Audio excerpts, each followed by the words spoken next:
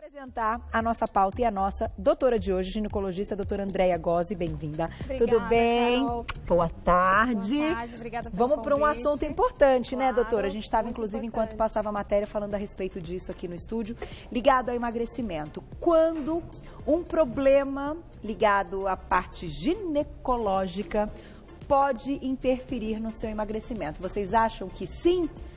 Vocês estão certos. A gente vai avaliar um pouquinho e responder as principais perguntas de consultório desse universo. E você, claro, mande a sua no @VocêBonitaTV. Em 2 minutinhos, doutora, a gente já volta. Tá, ok. Tá bom? Vai mandando perguntinha pra gente, tô te esperando. De volta com o nosso Você Bonita e a gente vai para um assunto super importante que eu tenho certeza que vai ajudar muita gente. Excesso de peso pode influenciar na saúde ginecológica, assim como a saúde ginecológica pode influenciar no excesso de peso. Eu acho que vale aqui a construção da frase das duas formas. Convidamos hoje a ginecologista, a doutora Andréia Gozzi. Bem-vinda. Obrigada, É isso Carol. mesmo, né, doutora? É isso mesmo. Tanto uma coisa influencia em outra, como outra Influencia. na primeira. Sim, com certeza. Não dá para escapar. O nosso tecido adiposo, ele é considerado também um órgão neuroendócrino. O que isso quer dizer? Quer dizer que a gordura no tecido adiposo, ela é responsável pela produção de alguns hormônios também. Dentre eles, o estrogênio.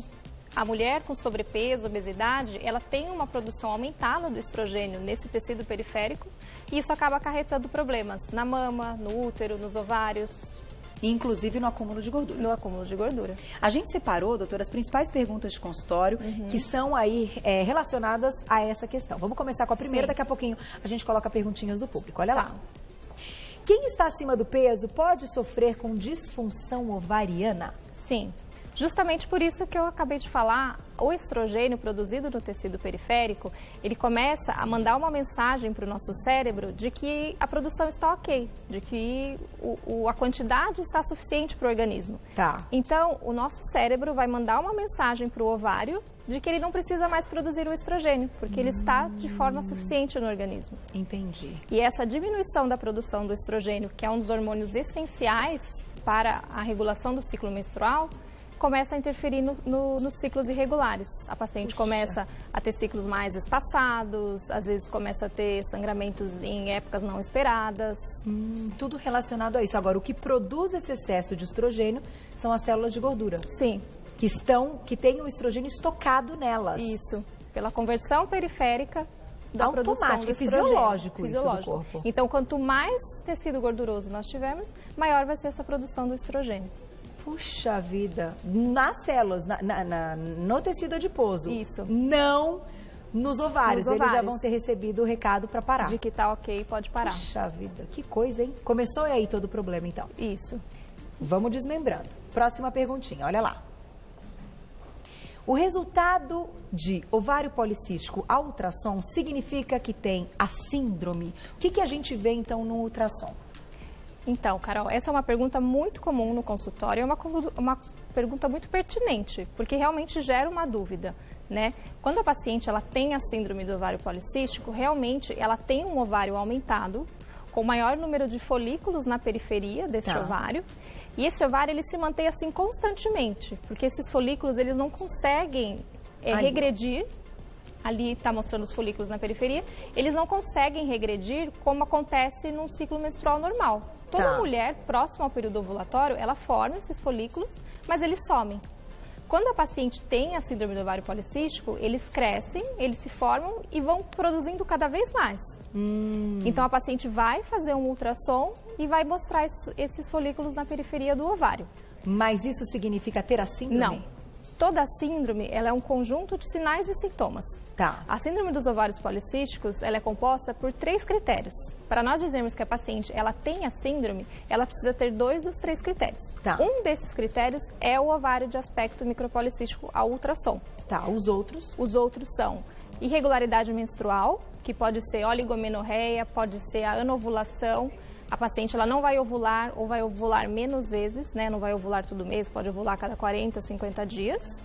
E o terceiro seriam sinais clínicos ou laboratoriais de hiperandrogenismo. O que isso quer dizer? A paciente vai começar a ter acne, a pele oleosa, vai começar a apresentar pelos em regiões onde não é comum nós termos, como barba, região abdominal, nas costas. Tá. Pode ter uma queda aumentada de cabelo também, que é a alopécia, que a gente chama. Uma oleosidade Oleosidade maior maior da pele, do cabelo. Ou apresentarem exames laboratoriais o aumento dos androgênios, que seria testosterona, deidrotestosterona. Tá. E sabe que eu aproveito para te perguntar, doutora, quando a gente está falando dessa questão do ovário policístico, que é um relato e queixa muitas vezes das mulheres, e como a gente está falando da história de ganho de peso e perda e tal, essa questão da síndrome também está relacionada à questão da insulina, da resistência insulínica? Sim. Hoje em dia, até uma das principais teorias da síndrome dos ovários policísticos é a resistência à insulina. Porque se não 80, 90% das pacientes que têm a síndrome dos ovários policísticos têm a resistência à insulina. Tanto que nós vemos até pacientes magras que têm a síndrome dos ovários policísticos e têm a resistência à insulina. E aí vocês conseguem medir, claro, com exames laboratoriais, medindo essa glicemia e fazendo um acompanhamento. Isso. E a dosagem da insulina também. A insulina, ela é um hormônio que é produzido pelo pâncreas. Quando nós temos uma alimentação, às vezes, desregrada, com alimentos inflamatórios, ela manda uma mensagem para o nosso organismo e a insulina ela não consegue atuar na célula. Tá. Ela começa a ser produzida também em excesso e não consegue atuar na célula, onde ela tem que colocar a glicose para dentro da célula. E isso também acaba gerando uma alteração no nosso hormônio do cérebro, que também acha que os níveis de glicose estão ok.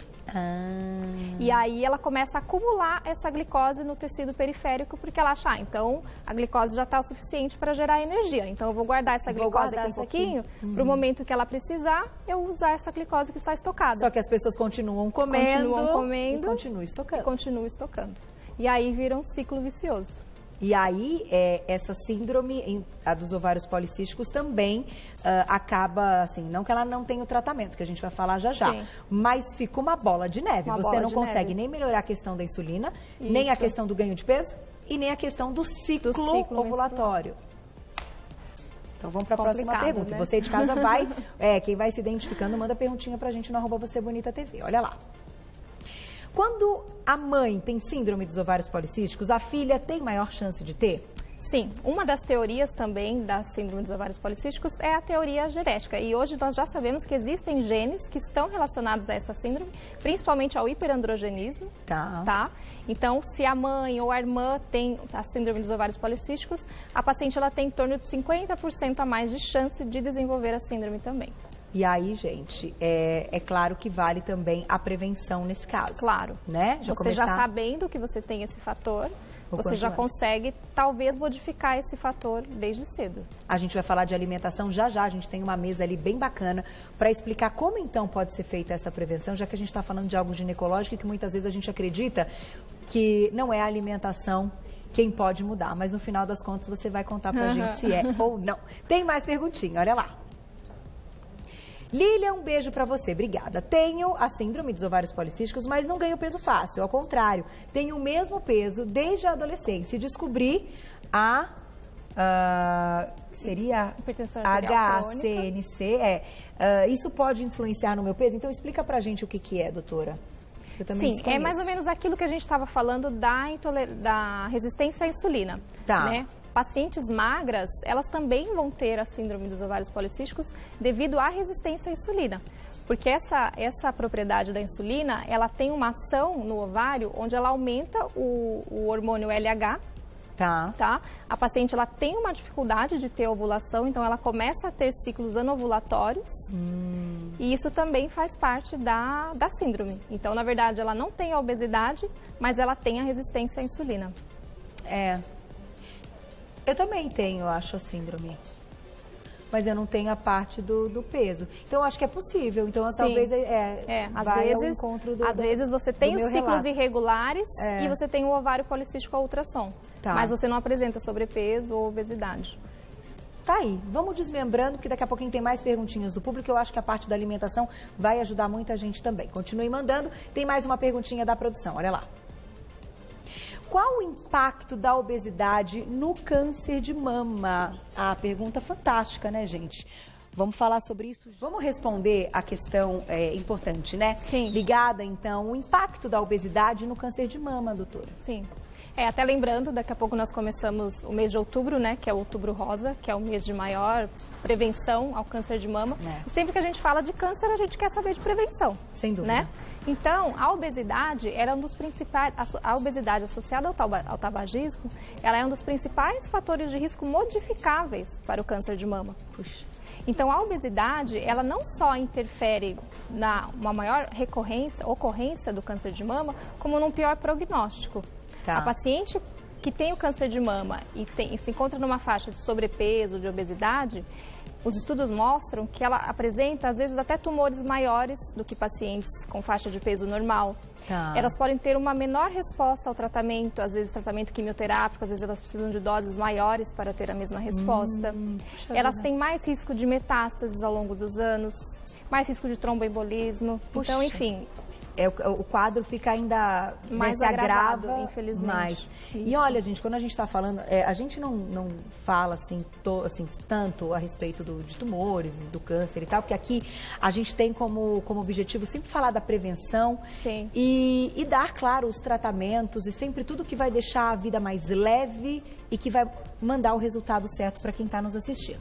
Porém, alguns profissionais, eu pedi até para a gente indo para a mesa, doutora, Vamos lá. já comentaram, quando a gente fala a respeito do câncer, que existem os gatilhos para este câncer. Era aí que eu queria chegar. Você pode ter geneticamente aquela célula, né? O pai e mãe podem ter desenvolvido. São os fatores não modificáveis, né? Os fatores não modificáveis. Isso. E aí, algumas pessoas podem ter um gatilho e ele, enfim, aparecer mesmo, surgir e ter todo um problema. Ou outros... Não, ele vai ficar ali escondido, esquecido. É mais ou menos isso? Isso E mesmo. a alimentação é um dos gatilhos? A alimentação é um dos gatilhos. Hoje nós sabemos que os produtos industrializados, multiprocessados, com corantes, eles, no nosso organismo, eles liberam uma resposta inflamatória que elas podem, às vezes, acelerar o desenvolvimento de um tumor. Elas podem influenciar no desenvolvimento dessa doença que às vezes estava ali quietinha e poderia talvez não se desenvolver. Não se desenvolver, entendi. Tá. E você trouxe, desculpa, Glaucia, você quer colocar a perguntinha? Vamos colocar a perguntinha do público, a gente já vai falar dos elementos. Olha lá, quem escreveu pra gente. Érica, um beijo, obrigada. Quais alimentos, então, são inflamatórios e prejudicam ainda mais quem tem a síndrome dos ovários policísticos? Certo. Em questão. Tá. Os alimentos chamados inflamatórios são principalmente esses alimentos industrializados, tá? Os alimentos processados, mas também a farinha branca, a farinha aquela que talvez não te traga nutriente, a farinha branca, o açúcar. Alguns pacientes que têm intolerância à lactose, também a lactose, ela gera uma resposta mais inflamatória no organismo. Então, basicamente, esses alimentos, eles afetam negativamente também a síndrome dos ovários policísticos. Que coisa, a questão da lactose eu ouvi bastante. Inclusive, o que foi me orientado é... Quando ingerir um queijo, preferir a búfala, né? Que tem um pouco menos de lactose. Da questão. É interessante isso. Também foi me orientado dessa forma, doutora. Tem mais perguntinha ou a gente vai para os elementos aqui? Mais perguntinha. Vamos aproveitar então para falar de tudo. Adriana, obrigada, um beijo para você.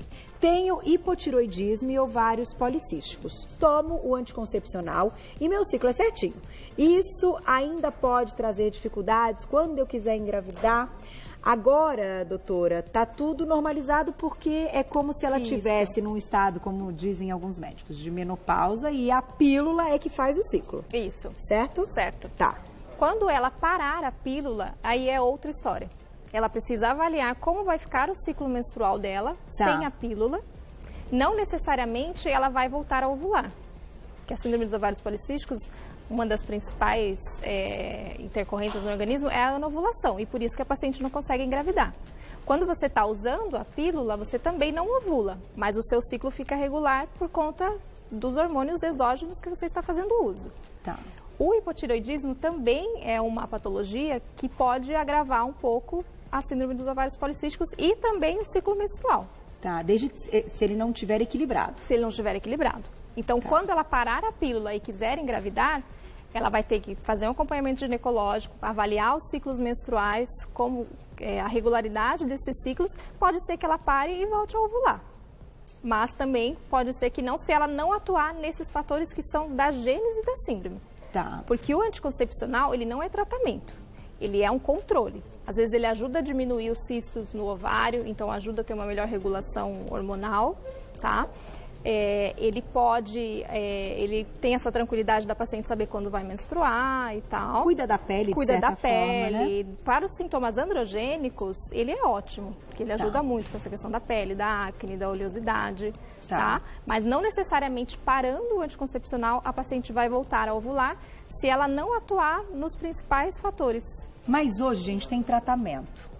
Tem os indutores de ovulação, tem os hormônios bioidênticos, não é, doutora? Tem também. Então, eu acho que com acompanhamento, gente, com orientação, dá tudo certo. O que não pode é também deixar para parar de tomar a pílula no momento que quer engravidar. Já quer engravidar. Talvez um planejamento seja adequado, né? Isso, um pouquinho antes para você ir vendo e tal. E aí, aos pouquinhos, chegar se o objetivo for esse da gestação. A gente tem 2 minutos, né? Doutora, o que você prioriza aqui dos nossos grupos do não e do sim, falando dessa questão aí até dos ovários policísticos? Então, nós trouxemos aqui nessa bancada o que deveria ser a base da nossa alimentação. Certo? Que são os legumes, verduras, as frutas, a proteína, pode ser do ovo, da carne, tá? Então, essa alimentação, teoricamente, é uma alimentação não inflamatória. Tá. Você consome o carboidrato, você consome a proteína, uma alimentação balanceada. Natural, certo? né? Natural, Mas a gente gosta desse aqui, né? Então. Infelizmente, a gente gosta de um chocolatinho, de uma bolachinha, tá? Não é aquela coisa assim, não pode fazer também terrorismo nutricional, né? Que nada pode. Mas tem que ter um equilíbrio e cada pessoa conhece seu organismo. Tem hora para isso, vamos dizer assim. Tem hora assim. para isso. Não pode ser a base da sua alimentação, não pode ser essa bancada. Tá. Mas tem que haver, entrar de vez em quando. Tem que haver um equilíbrio, mas pode entrar de vez em quando, com certeza. Aí. Equilíbrio e bom senso. Para isso tem o final de semana, né? A gente com certeza. O final de semana é um equilíbrio, é um bom senso, na verdade. Tem mais perguntinha, dá tempo de responder na tela quem escreveu pra gente, olha lá. Obrigada, Sara, um beijo. Depois que coloquei o DIU, desenvolvi a síndrome de ovários policísticos. Tem alguma relação? Não tem relação. Provavelmente, às vezes, depois de colocar o DIU, ela começou talvez a fazer mais exames e passou a investigar melhor e descobriu que talvez já tinha. Que já tivesse. Mas, infelizmente, os estudos não mostram que o DIU, ele é a causa da síndrome dos ovários policísticos. Que coisa, né? Outra vez tirou a pílula e falou, vou tirar a pílula. Às vezes tirou a pílula. E a pílula mascarava o ovário policístico? Pode ser, doutora? É uma opção também. Fato é que agora descoberto, tem que ser tratar. Acompanhado e tratado. E tratar. Eu acho que a alimentação tem parcela nisso, viu, gente? Minha qualidade de vida melhorou muito. Nós falamos que o tripé da base do tratamento da síndrome dos ovários policísticos é alimentação balanceada, atividade física e um estilo de vida saudável, né? Evitar fatores de estresse, álcool, tabagismo, ter períodos de lazer, né? Também, tudo isso também ajuda o nosso organismo associado ao acompanhamento médico regular. Você falou uma coisa importante, tem que ter o lazer, né? A gente acaba se exige para tantas coisas, né? E falta, eu acho. Eu vou agradecer a doutora Andréia Gozzi, ginecologista, ela é lá do Instituto Lerne. Então, eu vou deixar um Instagram para vocês seguirem, que é o @Instituto Lerne, L-E-R-N-E, @Instituto Lerne, tudo junto lá no Insta, para você acompanhar o trabalho da doutora Andréia Gozzi, que é ginecologista. Obrigada mais uma vez. Obrigada, Carol. Volte. Adorei as explicações. Sim. A gente Obrigada. volta amanhã. 11h15 da manhã, ao vivo. E não esquece, semana que vem tem aniversário do Você Bonita. 8 anos já. Ai, que legal. Como passa, né? Tô te esperando. É quinta-feira da semana que vem. Beijo.